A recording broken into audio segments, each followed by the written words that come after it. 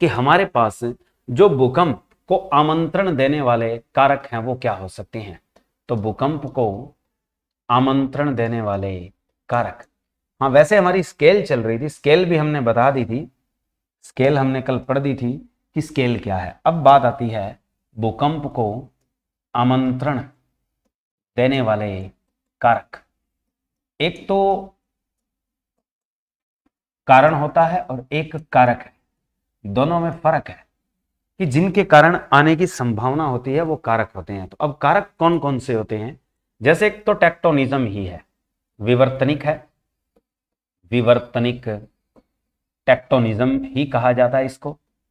ये एक कारण भी होता है और आमंत्रण का कारक भी है, टेक्टोनिज्म। टेक्टोनिज्म बताएंगे क्या होती है। नंबर 2 ज्वालामुखी क्रिया, दूसरी चीज क्या होती है, ज्वालामुखी क्रिया। ज्वालामुखी क्रिया का मतलब होता है वोल्केनिज्म, यानी एक होता है वोल्केनिक अर्थक्वेक और एक है हमारे पास वोल्केनिज्म। वोल्केनिज्म एक प्रोसेस होती है जिसमें आपके पास मैग्मा का इंटेंसिटी ऑफ प्रेशर और टेम्परेचर फिनोमेना लागू होगा, वो बताएंगे हम। तीसरे नंबर पर हमारे पास है समस्थानिक, समस्थितिक कह सकते हो, समस्थितिक समायोजन। तो समस्थितिक जो समायोजन है वो आपके पास क्या है, समस्थितिक समायोजन होता है आइसोस्टैटिक, आइसोस्टैटिक क्राइटेरिया। आइसोस्टैटिक जो क्राइटेरिया होता है वो होता है समस्थितिक समायोजन। उसके अलावा नंबर 3 के बाद आता है नंबर 4 प्रत्यस्थ पुनः चलन। प्रत्यस्थ पुनः चलन जो है वो आपके पास क्या होती है, रीइंफोर्समेंट थ्योरी है, प्रत्यस्थ पुनः चलन, यानी इसका मतलब होता है इलास्टिक रिबाउंड थ्योरी। इसका नाम होता है इलास्टिक रिबाउंड थ्योरी। तो इलास्टिक जो रिबाउंड थ्योरी होती है इसका मतलब क्या होता है ये भी हम आपको बताएंगे कि ये आपका प्रत्यास्थ पुनः चलन सिद्धांत या सिद्धांतिकी कहते हैं इसको, यानी एक सिद्धांत होगा। इसका मतलब है कि जो वेव चलती है वो इलास्टिक प्रॉपर्टी के ऊपर निर्भर करती है, यानी जो मटेरियल है वो एक तरह से क्या है, संपीड़न कर सकता है, ठीक है। यानी जैसे स्प्रिंग होता है उसको दबाया जाए तो क्या है वो विरोध करता है और जब खींचा जाए तब भी क्या करता है, विरोध। तो यानी एक्सपेंशन और जो कंप्रेशन फिनोमिना होता है वो होता है किसमें, टेक्टोनिज्म प्लेट, और जिनसे अर्थ बनी है, अर्थ का जो मटेरियल है उसके पास ये प्रॉपर्टी होती है। उसके बाद नंबर 5 आपके पास जलीय भार हो सकता है, कि जलीय भार का मतलब आपके पास वेट ऑफ वाटर, यानी वेट ऑफ वाटर हो सकता है। अच्छा, उसके बाद क्या हो सकता है आपके पास नंबर 6 विवर्तनी प्लेट, विवर्तनी प्लेटों के कारण। तो विवर्तनी प्लेटों का जो रोल है, यानी टेक्टोनिक प्लेट्स का भी क्या इसमें एक रोल है। और नंबर 7 आप लिख सकते हो कोई गौण कारक, यानी कोई दूसरा कारक जिसमें हम कह सकते हैं ह्यूमन बीइंग कॉज, जिसमें हम लिख सकते हैं कि कौन सा कारण हो सकता है, ह्यूमन बीइंग कॉज, यानी जिसमें किसी भी प्रकार का एक तरह से कंपन है, प्रेरक रूप बोलते हैं। गौण का मतलब होता है कि प्रेरित, प्रेरित का मतलब होता है इंड्यूस्ड, कि प्रेरित कारण, प्रेरित कारक हो सकता है, कोई भी इंड्यूस्ड फैक्टर हो सकता है, यानी अर्थक्वेक के लिए कोई भी इंड्यूस्ड फैक्टर हो सकता है। तो ये प्रॉपर्टी होती है हमारे पास आमंत्रण करने वाले कारकों की, जो भूकंप को आमंत्रित करेंगे कि भाई आपका इंतजार किया जा रहा है, ठीक है। तो वो चीज होती है आपके पास कि which are the factors which invite earthquake. अब बात आती है कि कारण क्या होता है। कारण जैसे हमने पढ़े भी थे कल कि विवर्तन, गुड मॉर्निंग, हाँ। अब जो प्रॉपर्टी होती है भूकंप आने के कारक की, तो वो तो हमने बताई। अब कारण इन्हीं में से उठ के आते हैं। जैसे पहला कारण क्या है, विवर्तनिक, यानी टेक्टोनिज्म, यानी टेक्टोनिक प्लेट के कारण क्या हो सकता है, भूकंप आएगा, यानी उनके धंसने के कारण, भ्रंश टूटने के कारण, एक दूसरे से टकराने के कारण, एक दूसरे से घिसने के कारण, ओवरराइडिंग जिसे कहते हैं हम, तो यानी टेक्टोनिक प्लेट का जब केस आता है तो ओवरराइडिंग या क्या है दूर जाना या क्या उनका टकराना, ठीक है। तो ये प्रॉपर्टी होती है। अच्छा सर कल वाली क्लास अपलोड नहीं करवाई आपने, आज हो जाएगी डियर, कोई बात नहीं है, कल क्लास ली थी वो आज अपलोड हो जाएगी और आज वाली भी अपलोड मिल जाएगी आपको, ठीक है। कल कोई टेक्निकल प्रॉब्लम की वजह से नहीं हो पाई। अब बात आती है भूकंप के कारक क्या थे वो हमने बताए, अब कारण अगर लिखें तो कारण हमने कल पढ़ दिए थे। अब बात आती है कि भूकंप आने से पहले आसमान में ऐसी कौन सी स्थिति होती है जो उसका हमें अंदेशा या अंदाजा देती है। यानी भूकंप जिस जगह आता है, याद रखना कि जिस अक्षेत्र में, मान लो कि जिस अक्षेत्र में भूकंप आएगा, जिस अक्षेत्र में भूकंप आने की संभावना होती है, भूकंप आने की जब संभावना होती है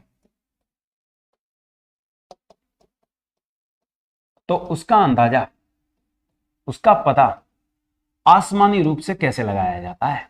ये एक बहुत ही इंपॉर्टेंट क्वेश्चन है कि आसमानी पर्यावरण से कैसे पता चलता है, एटमॉस्फेयर से कैसे पता चलता है, ठीक है। याद रखना बड़ा खास क्वेश्चन है ये कि अगर जिस क्षेत्र में भूकंप आएगा तो उसका अंदाजा जब भी लेता है कोई भी वैज्ञानिक तो इसका एकदम से पता नहीं चल पाता। क्यों?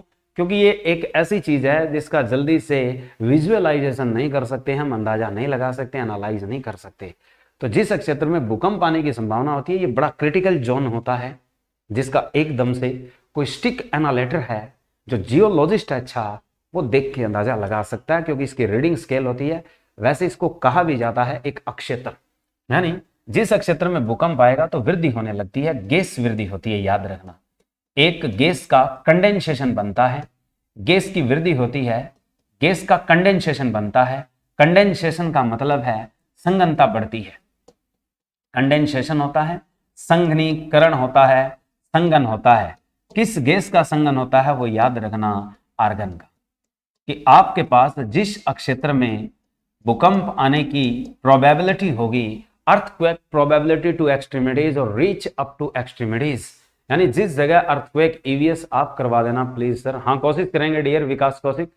तो जिस क्षेत्र में आपके पास भूकंप आने की संभावना होगी तो उस क्षेत्र में एक आसमानी पर्यावरण फैक्टर जो लगता है, एटमॉस्फेरिक फैक्टर जो लगता है, वो कौन सी गैस से रिलेट करता है, वो आर्गन गैस से करता है। कि जिस क्षेत्र के हिस्से में एटमॉस्फेयर के अंदर एक जोन बनता है और वो जोन क्या कहलाता है, लाल गैस जोन कहलाता है।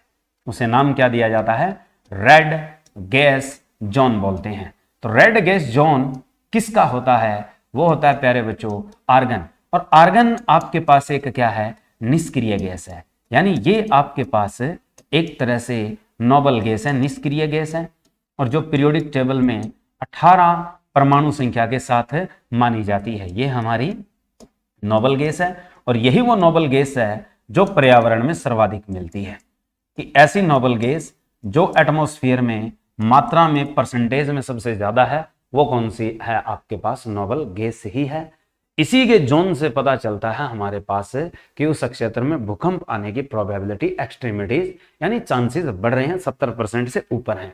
यानी जिस कोई जैसे हम बात करते हैं कि किसी एनालिटर ने बताया है, किसी जियोलॉजिस्ट ने कहा है कि इस क्षेत्र में अब हो सकता है आने वाले 1 साल में, 6 महीने में, महीने 2 महीने में, अगले सप्ताह में क्या आ सकता है, भूकंप की त्रासदी आ सकती है, झटके महसूस किए जा सकते हैं। तो ये जोन किससे पता चलता है, आर्गन गैस से पता चलता है, रेड गैस जोन कहा जाता है इसे।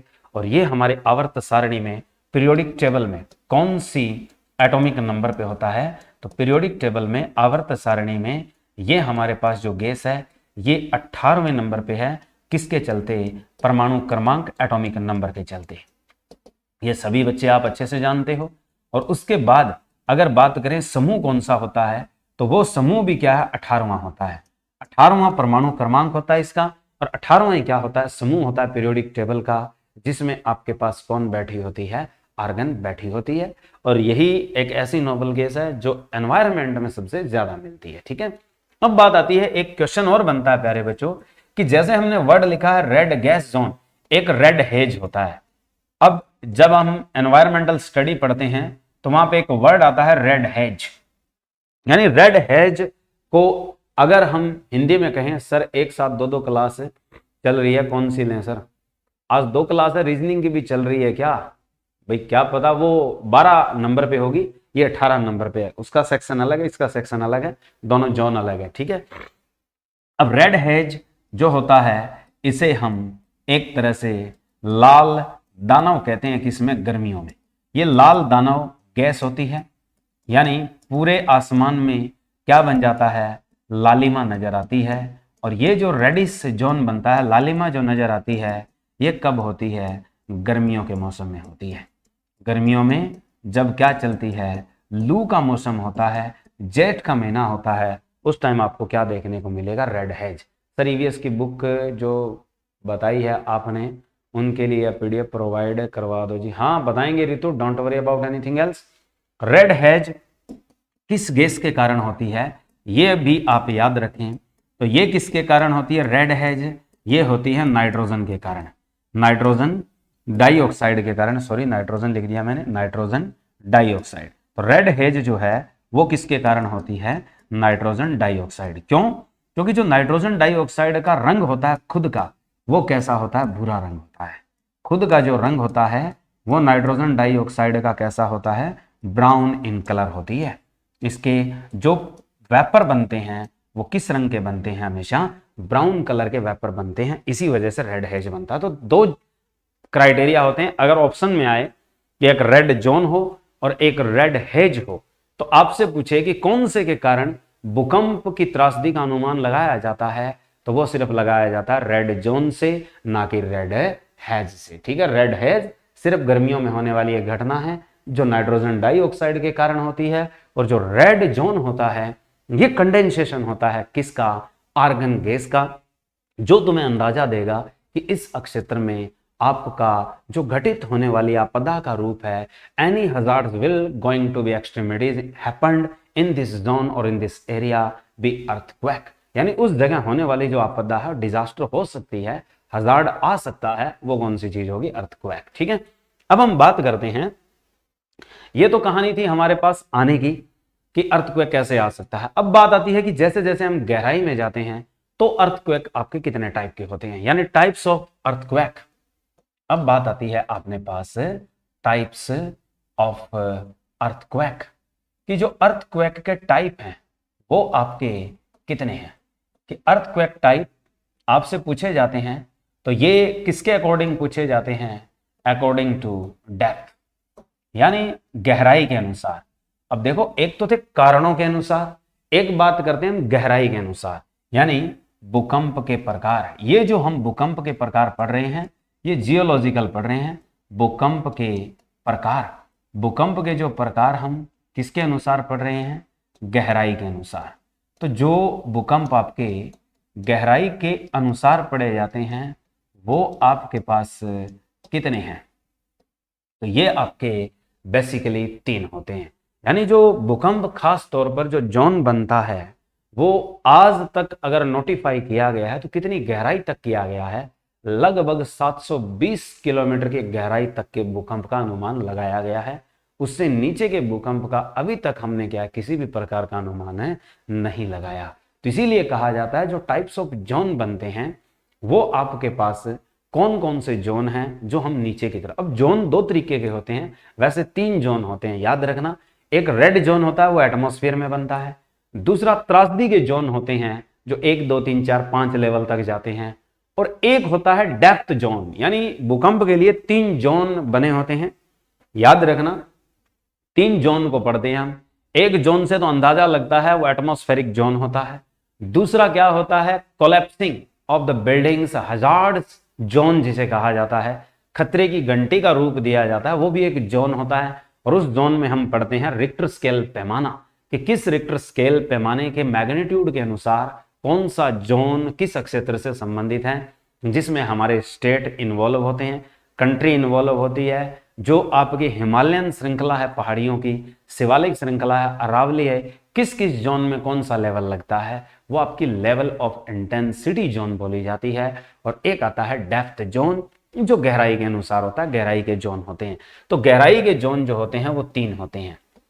नंबर 1 जो होता है पहला शैलो, जिसे हम इंग्लिश में बोलते हैं शैलो अर्थक्वेक, कि जो शैलो अर्थक्वेक सेंटर बनता है, कि शैलो जो सेंटर है ऑफ अर्थक्वेक, तो शैलो अर्थक्वेक जो सेंटर होता है केंद्र, यानी छिलछिले भी बोलते हैं, उथला भी बोलते हैं, उथला, उथले भूकंप का केंद्र, उथले भूकंप का जो केंद्र भाग है वो किस डेप्थ तक हो सकता है, इसे छिछले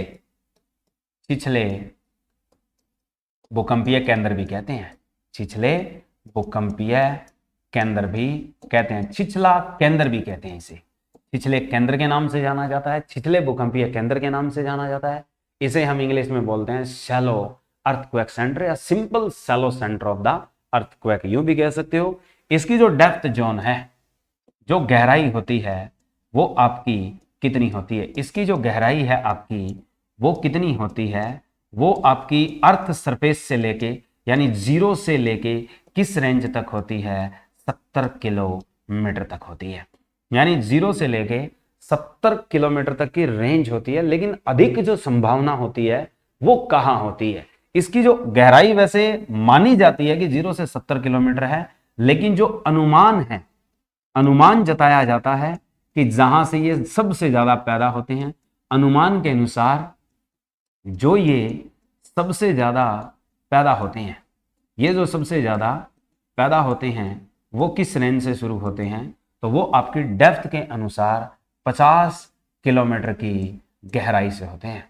50 किलोमीटर की गहराई से उठने वाले भूकंप का केंद्र क्या कहा जाता है, छिछले भूकंपीय केंद्र कहा जाता है, जिसे शैलो अर्थक्वेक सेंटर कहा जाता है, शैलो सेंटर ऑफ अर्थक्वेक कहा जाता है। ठीक है, सीधा शैलो अर्थक्वेक, उथला भूकंप भी कहा जा सकता है जिसे। और अब कहा जाता है कि यही एक ऐसा भूकंप है which is the very dangerous for the property as well as living organism and material properties, यानी जो पदार्थ है, यानी जो माल है, और उसके अलावा लिविंग ऑर्गेनिज्म जो जान है, उन दोनों के लिए सबसे ज्यादा डेंजर जोन कौन सा होता है, छिछले वाला होता है। यानी यह भूकंप, ये जो भूकंप केंद्र है सबसे खतरनाक होता है। यह जो भूकंप का केंद्र है यही आपके पास सबसे ज्यादा विनाशकारी होता है, कि ये जो भूकंप का केंद्र है यह क्या है, सबसे ज्यादा विनाशकारी होता है। यानी it means it be the very hazardous for earth, यानी ये सबसे ज्यादा खतरनाक माना जाता है पृथ्वी के लिए। और जो रेंज है वो 0 से कितनी है, 70 किलोमीटर है। और इसे एक जोन कहा जाता है, वो कौन सा जोन कहा जाता है, इसे हम एक ओवर राइडिंग ऑफ टेक्टोनिज्म बोलते हैं। यानी इसे एक नाम दिया जाता है कि जो यहां इस लेवल में जो भूकंप आता है, एक तरह से जोन बनाया जाता है। जोन के अंदर क्या होता है कि इस तरीके से लेयर बनी हुई है हमारी, ये हमारी लेयर सेक्शन है। इस लेयर सेक्शन में इस तरीके से क्या है जो जोन बनाते हैं, तो जोन जो है ये आपके पास जो ऊपर का जोन है, यहाँ वोल्केनोजिम, वोल्केनिक हो सकते हैं जो एक्सप्लोजन है। दूसरा क्या है, मान लीजिए सी है, और ये क्या है, ट्रेंच बने होते हैं। यहाँ जो होता है ये हिस्सा ट्रेंच का होता है। ये आपके पास क्या है, सी है। ये आपके पास क्या है, वोल्केनिक, वोल्केनिक यानी ज्वालामुखी का हिस्सा, इस तरीके की प्रॉपर्टी हो सकती है वोल्केनिक, ज्वालामुखी। और इस हिस्से में ये जो जोन होता है ये आपके पास कौन सा होता है, लिथोस्फीयर, यानी जो ऊपर का हिस्सा है जो हम ये जोन दिखाते हैं ये कौन सा होता है, ये आपके पास लिथोस्फीयर होता है। यानी लिथो जो स्फीयर है, ऊपरी जो पटल है, ऊपरी पटल किसका है, मेंटल का और भूपर्पटी का, यानी जो क्रस्ट और मेंटल दोनों को मिला के जो ऊपरी हिस्सा है लिथोस्फीयर। ठीक है, अनाइथोस्फीयर जो है वो उससे नीचे है। ठीक है, मीजोस्फीयर उससे नीचे है। फिर कोर शुरू हो जाती है मेंटल की, मेंटल के बाद कोर आती है, आउटर कोर और कौन सी, इनर कोर। ठीक है, अब जो लिथोस्फीयर का हिस्सा है इसमें होता क्या है, इसमें ओवरराइडिंग होती है। ओवरराइडिंग, ओवरराइडिंग किसकी होती है, ओवरराइडिंग ऑफ प्लेट्स की। जो ओवरराइडिंग का मतलब होता है एक दूसरे के साथ सापेक्ष गति होती है टेक्टोनिक प्लेट की, जिसमें हो सकता है वो टकराए, हो सकता है वो एक दूसरे के ऊपर चढ़ जाए, हो सकता है धंस जाए, ठीक है। तो इस तरीके का क्या है बाउंडेशन क्राइटेरिया होता है, इसे कहते हैं सिस्मिक जोन, यानी इसी का नाम क्या रखा जाता है, सिस्मिक जोन। तो ये एक तरह से सिस्मिक जोन है जो किसका जोन होता है, टेक्टोनिक। ये किसका जोन होता है, टेक्टोनिक प्लेट्स का ही है। तो टेक्टोनिक प्लेट का जोन है, क्योंकि जो पृथ्वी की जो सतह बनी हुई है वो लगभग कितनी टेक्टोनिक प्लेट से मिली हुई है, अप्रोक्सीमेट 12 से, ठीक है। जो समय के साथ साथ क्या होती है, एक दूसरे से अलग या एक दूसरे की तरफ सरकती है, और हर साल में क्या है, लगभग क्या है, क्राइटेरियन में सरकती जाती है। एक रेंज होती है उनकी जिसके हिसाब से वो सरकती है, और जिस हिसाब से क्या बदलाव आते हैं। और रेंच ट्रेंच जो बनते हैं समंदर के लिए, और दूसरी चीज क्या बनती है, वोल्केनोज के लिए। तो जिनका कारण रूप बनता है क्या है कि विनाशकारी आपदा, जिसका नाम क्या होता है, भूकंप, ठीक है। तो ये जो सिंपल हम पढ़ेंगे एक बार, फिर हम एक क्राइटेरिया भी पढ़ेंगे वोल्केनोज के क्राइटेरियन में। ये सिंपल याद रखो इतना, एक बार वोल्केनो भी आएगा, वोल्केनो में इसकी एप्लीकेशन भी बता देंगे। उसके बाद आता है सेकंड जोन, यानी पहला है शैलो, शैलो के बाद आता है जो आपके पास इंटरमीडिएट है। दूसरा कौन सा आता है, इंटरमीडिएट, इंटरमीडिएट, इंटरमीडिएट गहराई वाला, यानी depth, intermediate depth zone. Intermediate जो डेप्थ जोन है, या आप कह सकते हो कि इंटरमीडिएट का मतलब होता है मध्य, माध्यमिक केंद्र वाला, यानी ये कौन सा होता है आपके पास, माध्यमिक गहराई वाला। तो माध्यमिक गहराई केंद्र बोलते हैं इसे, माध्यमिक गहराई अक्षेत्र भी कहते हैं इसे, या हम इसे केंद्र कह सकते हैं, किसके लिए, भूकंप के लिए। इसका एक नाम और भी होता है मध्य, इसका दूसरा नाम क्या होता है, मध्य गहराई केंद्र, मध्य गहराई केंद्र भी कहते हैं इसको। और एक नाम और दिया जाता है आंतरिक माध्यमिक, आंतरिक माध्यमिक केंद्र, आंतरिक माध्यमिक केंद्र ये भी बोला जाता है, कई नाम से पुकारा जाता है इसको। तो आप सिंपल याद रखें, इंग्लिश में एक से काम चल जाता है, इंटरमीडिएट। तो इंटरमीडिएट जो डेप्थ जोन होता है, इसकी रेंज कहां से शुरू होती है, इसकी शुरुआत होती है 70 किलोमीटर से लेकर लगभग 250 से 300 किलोमीटर का जोन बनता है, ठीक है। इसकी जो गहराई होती है, यानी ये किस गहराई में उठता है, तो गहराई जहां पर इसका केंद्र बनता है, जहां पर इसका पैदा होने का केंद्र बनता है, जहां इसका पैदा होना, तो जहां पर ये पैदा होता है जोन, वो गहराई कितनी होती है, डेप्थ कितनी होती है आपकी, वो डेप्थ शुरू होती है प्यारे बच्चों 70 किलोमीटर से लेकर, और कहां तक जाती है, 250 से 300 किलोमीटर तक। ये जो रेंज होती है, ये आपके पास कौन सा क्षेत्र होता है, मध्य गहराई क्षेत्र होता है, जहां भूकंप उठता है। ये इतना प्रभावशाली नहीं होता, यानी अपर लेयर में इसका प्रभाव क्या होता है, कम। तीसरा जो होता है वो कौन सा होता है, नंबर 2, और नंबर 3 जो होता है उसे कहते हैं डेप्थ, उसे क्या कहते हैं हम, डेप्थ सेंटर ऑफ अर्थक्वेक। तो डेप्थ सेंटर ऑफ अर्थक्वेक जो है वो कौन सा है, तो डेप्थ सेंटर माना जाता है गहराई में पैदा हुआ अर्थक्वेक, यानी गहराई का भूकंप। तो गहराई का भूकंप जो है इसे हम प्लूटोनिक बोलते हैं। प्लूटोनिक का मतलब होता है पतालीय। इसका एक नाम लिखा जाता है कि ये किस प्रकार का भूकंप होता है, इसे हम पतालीय भूकंप कहते हैं। इस पतालीय भूकंप को हम एक नाम और देते हैं, ये अपने पास प्लूटोनिक अर्थक्वेक कहा जाता है। और इसकी जो गहराई है, जो डेप्थ है, इसका जो डेप्थ जोन है वो कहां से कहां होता है, और इसके डेप्थ जोन को बेने ऑफ सबडक्शन कहा जाता है। कि बेने ऑफ सबडक्शन कौन से जोन में आता है, तो वो आपका डेप्थ जोन वाले हिस्से में आता है, ठीक है। इसे हम बेने ऑफ क्या बोलते हैं, इसे बेने ऑफ सबडक्शन कहते हैं। तो बेने ऑफ सबडक्शन आपके पास किस जोन का हिस्सा है, तो बेने ऑफ सबडक्शन अर्थक्वेक का जो हिस्सा है वो डेप्थ जोन वाला है, और डेप्थ जोन का मतलब अति गहराई वाला, यानी गहरा केंद्र बनता है, गहराई में जाके केंद्र बनता है भूकंप का, यानी अति गहराई में उठने वाले भूकंप या पैदा होने वाला भूकंप है, जिसकी प्रास जो है वो 300 किलोमीटर से लेकर 720 किलोमीटर की रेंज में होता है। यानी 300 किलोमीटर से लेकर 720 किलोमीटर की रेंज में जो उठने वाला भूकंप है वो आपके पास कौन सा है, तो वो आपके पास यही है। जैसे ये जो रिजाइन होता है ये वाला लिथोस्फीयर है, उसके बाद यहां पे जो भूकंप पैदा होगा इस हिस्से में ये होता है बैने ऑफ, इसे बोलते हैं बैने ऑफ सबडक्शन, ये होता है बैने ऑफ सबडक्शन। लिथोस्फीयर में क्या होती है, ओवरराइडिंग, और जो बीच का हिस्सा है ये वाला, ये कौन सा होता है, इंटरमीडिएट। ये जो हिस्सा होता है ये कौन सा होता है, इंटरमीडिएट। यानी यहां से जो भूकंप तरंगें पैदा होगी वो कौन सी होगी, इंटरमीडिएट। उससे नीचे क्या होगा, बैने ऑफ। तो बैने ऑफ सबडक्शन, इंटरमीडिएट, और ऊपर जाता है तो क्या होता है, सिस्मिक जोन। तो ये तीन तरह के क्या है हमारे पास, जोन बने हुए हैं अकॉर्डिंग टू डेप्थ, यानी सबडक्शन बने हुए हैं अकॉर्डिंग टू डेप्थ। अगर आपसे पूछे कि trench have to be associated, यानी जो ट्रेंच बनती है वो किस जगह बनती है, तो वो समंदर और जो कोई वैल्कोनिक या हिस्सा जो क्या है धरातल का समंदर से जुड़ा हुआ है उस हिस्से में क्या स्लाइडिंग प्रॉपर्टी बन सकती है भूकंप के कारण, फॉल्ट जोन बन सकता है, उसे हम क्या कह सकते हैं, ट्रेंच।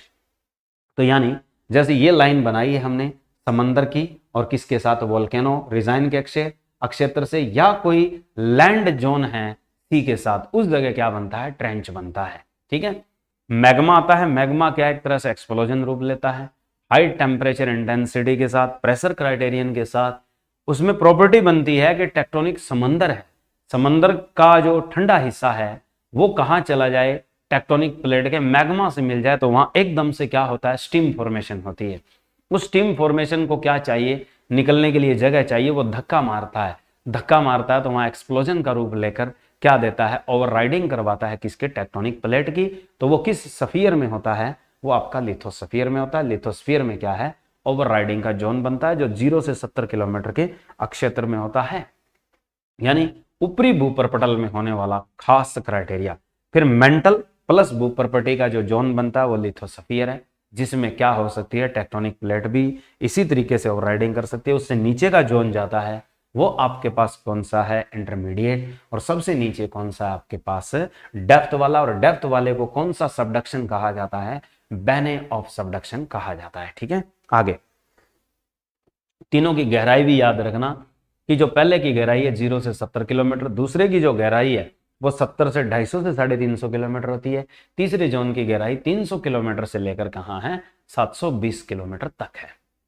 ठीक है। और सबसे विनाशकारी जो क्षेत्र होता है वो मैंने आपको बताया था, कौन सा होता है, 0 से 70 किलोमीटर, यानी 0 से 50 के बीच का जो एरिया होता है वहां अगर भूकंप उठते हैं तो वो सबसे खतरनाक भूकंप माने जाते हैं और जिनसे सबसे ज्यादा विनाश होता है। तो इसीलिए कहा जाता है कि कौन से जोन के भूकंप सबसे खतरनाक होते हैं, कौन से जोन का जो फोकस है वो सबसे विनाशकारी बनता है, तो वो उथले या छिछले केंद्र वाले जो भूकंप होते हैं वहां होता है। तो उथले या छिछले जो भूकंप होंगे उनका जो केंद्र होगा वो 0 से कहाँ है, 70 किलोमीटर के बीच है।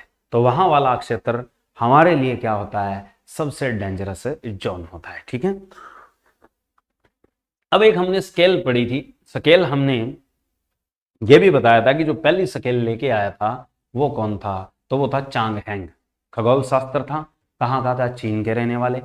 फिर कौन लेके आया था, जो नंबर 2 पे है, वो आई थी आपके पास रिक्टर स्केल, और प्लस उसका साथी जो था वो प्रोफेसर चार्ल्स रिक्टर, और प्लस क्या है, गुटरबर्ग।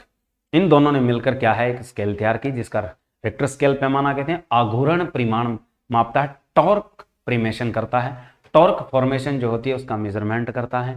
एक आती है आपके पास MS के स्केल, यानी एक जो और मर्केली वाली है वो क्या मापती है, आपके पास रेंज मापती है, रोमन पैरेंथेसिस में मापती है। अगर क्वेश्चन आए कि जो भूकंप आते हैं उनको रोमन पैरेंथेसिस में मेजरमेंट किया जाता है तो वो आपकी स्केल कौन सी होती है, वो आपकी स्केल दोनों ही है, रिक्टर वाली भी है और दूसरी कौन सी है, मर्केली भी है। उनको हम पैरेंथेसिस रोमन में मापते हैं। ठीक है। तो मेजरमेंट की हमने बात की थी, आपकी एक स्केल थी रिक्टर वाली, ये कल मैंने बताई थी कि रिक्टर स्केल थी। रिक्टर स्केल का नॉमिनेशन भी दिया था हमने और वैल्यू भी बताई थी कि एनर्जी कैसे निकालते हैं। दूसरी कौन सी थी आपके पास? मर्केली, मेर्केली या मर्केली स्केल, ये क्या मेजर करती है, ठीक है। और तीसरा जो था वो था सीस्मोग्राफ, वो क्या था? सीस्मोग्राफ। अब यहां से क्वेश्चन बनता है कि जो भूकंप का अध्ययन हम करते हैं, यहीं से बता देता हूं कि जो भूकंप संबंधी कोई भी अध्ययन होगा, भूकंप संबंधी अध्ययन किसके अंतर्गत आता है? तो भूकंप संबंधी जो अध्ययन होता है, स्टडी कोरिलेट टू अर्थक्वेक, कि जो भी स्टडी होती है किसकी? अर्थक्वेक की, कि study of earthquake is analysed by which branch of science, तो वो होती है सिस्मोलॉजी। तो उसका हम अध्ययन किस में करते हैं? सिस्मोलॉजी के अंतर्गत करते हैं। सिस्मो जो लॉजी है वो किसके बारे में बताती है? भूकंप संबंधी जितनी भी प्रक्रियाएं हैं, और इनका मेजरमेंट जो ग्राफ देता है वो कौन सा होता है? सिस्मोग्राफ। और सिस्मोग्राफ किस इंस्ट्रूमेंट पे लिया जाता है? सिस्मोमीटर पर। किस पे लिया जाता है? सिस्मोमीटर पर, ठीक है, यह हमने कल पढ़ा था। और दूसरा जो है रिक्टर पैमाना है, रिक्टर स्केल पे हम इंटेंसिटी लेते हैं, रिक्टर स्केल पे हम क्या मापते हैं? परिमाण, परिमाण लेते हैं। और परिमाण किसका लेते हैं? तीव्रता का। इंटेंसिटी परिमाण लेते हैं, मैग्नीट्यूड बताता है m, जो m सिंबल लिखा होता है किसी भी जगह, वो आपका क्या है? परिमाण है, किसका? रिक्टर स्केल का। दूसरा जो हमने पढ़ा था कि जो झटके का अनुभव लेते हैं हम, यानी भूकंप के झटके, भूकंप के झटके का अनुमान लेना हो या पता लगाना हो तो हम कौन सी स्केल लेते हैं? Mercalli scale. और आज एक स्केल और भी है जिसका नाम है MKS, यानी मर्केली जो मैग्नीट्यूड होती है, मर्केली जो होती है उसका नाम होता है MM। MM का मतलब है Mercalli measurement scale of magnitude intensity, ठीक है। और एक आती है MKS। MKS का दूसरा नाम क्या है? तो वो होता है MKS नहीं है, MSK है, MSK। MSK का दूसरा नाम भी है, वो है MSK 64, यानी 64 में ये बिल्कुल एप्रोप्रिएशन एनालिसिस के लिए तैयार थी, ठीक है, इसका मतलब ये है। तो MKS क्या है? तो MKS में 3 बंदों के नाम हैं जो इस स्केल को बार बार उन्होंने इन्वेंट किया था, यानी उसकी प्रॉपर्टी को मॉडिफाई किया था, ठीक है। 1953 में कौन सा बंदा आता है? वो आता है आपके पास मेवदेदेव, यानी जो मेवदेदेव है वो आपके पास एक स्केल तैयार करते हैं। उसके बाद स्पॉनहेयर आता है और उसके बाद कारणिक आता है।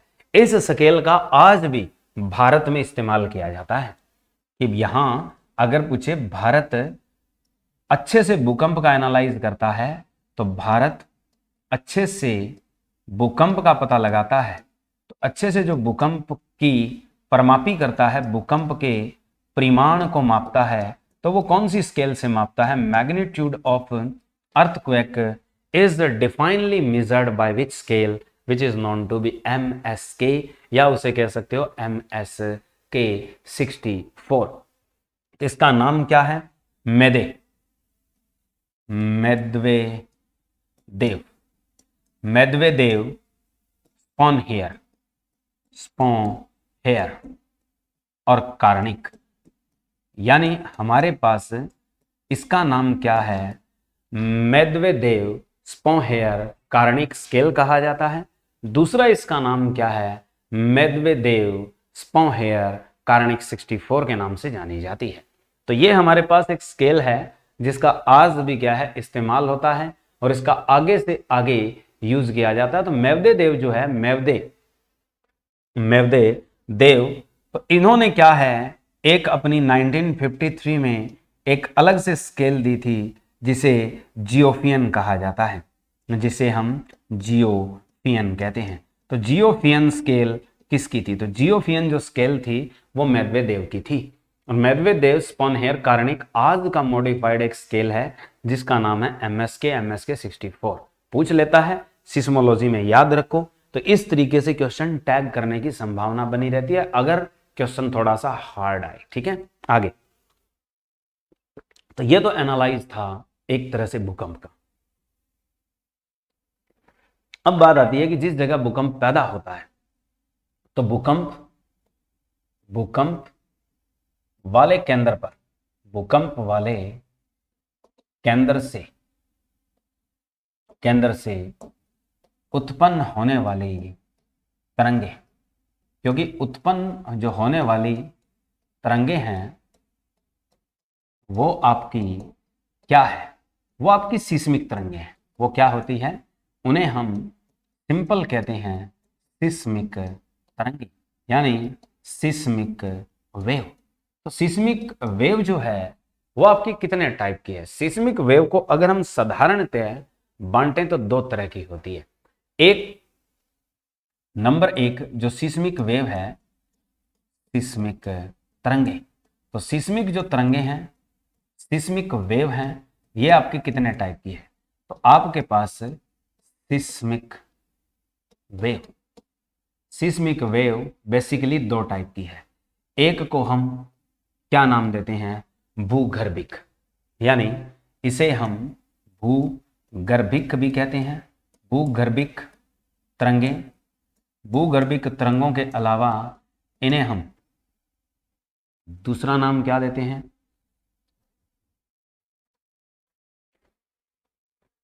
ठीक है, दूसरा नाम क्या देते हैं भूगर्भिक तरंगों को?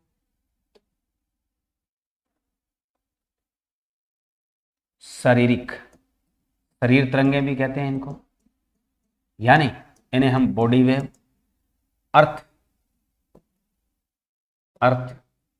वेव, अर्थ क्रस्ट वेव, दूसरा बॉडी वेव, और फिर इनको दो नाम आगे दिए जाते हैं। इन्हें दो तरीके से डिनोटिफाई किया जाता है, पी और एस। पी को कहते हैं हम प्राथमिक, प्राइमरी। पी जो है वो कौन सी होती है? प्राथमिक तरंगे। इन्हें हम कहते हैं primary wave, primary seismic wave. इनको हम डिटेल में भी पढ़ेंगे। दूसरा है आपके पास सेकेंडरी, यानी द्वितीयक। इसे क्या नाम दिया जाता है? द्वितीयक तरंगे। द्वितीयक तरंगे हैं, और द्वितीयक तरंगों को हम इंग्लिश में क्या कहते हैं? Secondary wave. हम डायग्रामेटिकली पढ़ेंगे इनको, सेकेंडरी वेव। और फिर बात आती है कि दूसरे नंबर वालों को क्या कहा जाता है? इन्हें हम सतह तरंगे भी कहते हैं, सतह तरंगे। दूसरा नाम इन्हें क्या कह सकते हो? पृष्ठीय तरंगे। सतह तरंगे भी कह सकते हो, या इन्हें आप पृष्ठीय तरंगे भी कह सकते हो, या इन्हें आप धरातलीय तरंगे भी कह सकते हो, धरातलीय तरंगे भी। और अपने पास सिंपल जो है ये आपके पास क्या कहलाती है? Surface wave. ठीक है प्रियंका, एक बार पीछे कर दो सर जी। अच्छा रेणु, लिखना रह गया, चलिए पीछे वाला दे देते हैं। ये है, यही करना था। गुरुजी मेरे पास आपकी क्लास लाइव चल रही है और रीजनिंग की भी, तो आपको जो अच्छी लगे वो कर लो। आज उन्होंने मैच कर दिया है, पता नहीं कोई कारणवश उन्होंने एक ही कोड में दोनों क्लासें डाल दी है, वरना दो कोड में होती है अलग अलग। तो हमारे पास जो क्राइटेरिया है वो ये था कि MS के सीरीज का मैंने बताया था, मेदवेदेव और स्पॉनहेयर, और तीसरा बंदा कौन है? कार्निक। इन तीनों की स्केल का नाम है MSK। और मेदवेदेव जो है उन्होंने 1953 में अपनी एक स्केल दी जिसे पहले नाम क्या दिया? जियोफियन। और इन तीनों को मिलाकर जो मॉडिफिकेशन रूप आया उसे दिया जाता है MSK और MSK 64। भारत भी आज इसका क्या अच्छे से अनुसरण कर रहा है, जहां भी बढ़िया, यानी MSK जो है, ये बता देता हूं, एक और रिजल्ट लिख देता हूं यहाँ, ये किसका मापन करती है? ये भी इंपॉर्टेंट क्वेश्चन है।